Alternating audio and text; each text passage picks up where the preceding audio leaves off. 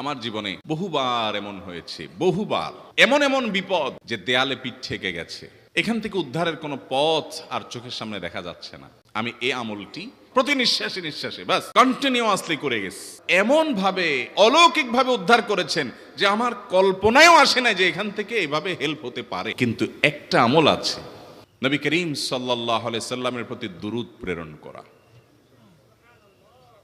নবীজি সাল্লাল্লাহু আলাইহি সাল্লামের প্রতি দুরূদ প্রেরণ করার আমল এরকম আমল, আপনি যদি সারা দিনে শুধুমাত্র নবীজির প্রতি দুরূদ প্রেরণ করার আমলটাই জিকির হিসাবে সবচেয়ে বেশি করেন, দোয়া হিসাবে যদি এটাই আপনি সারাদিন করতে থাকেন, তো আপনার জন্য যথেষ্ট হবে, আল্লাহর কাছে আর কিছু না চাইলেও চলবে।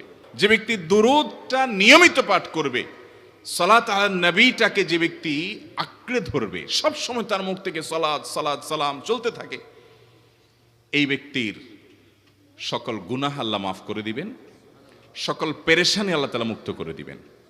সবচেয়ে শ্রেষ্ঠ দুরূদ, সবচেয়ে উত্তম দুরূদ হলো দুরূদ ইব্রাহিম, যেটা নামাজে পড়েন।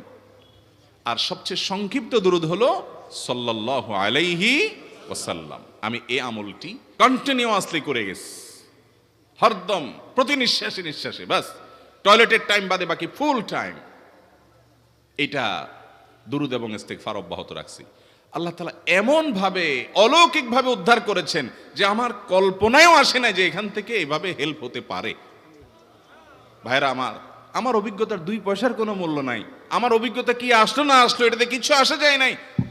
রহমাতুল লিল আলামিন আল্লাহর রাসূল, আল্লাহর নবী ওয়াদা করেছেন যে আপনার পেরেশানি দূর হবেই হবে ইনশাআল্লাহ।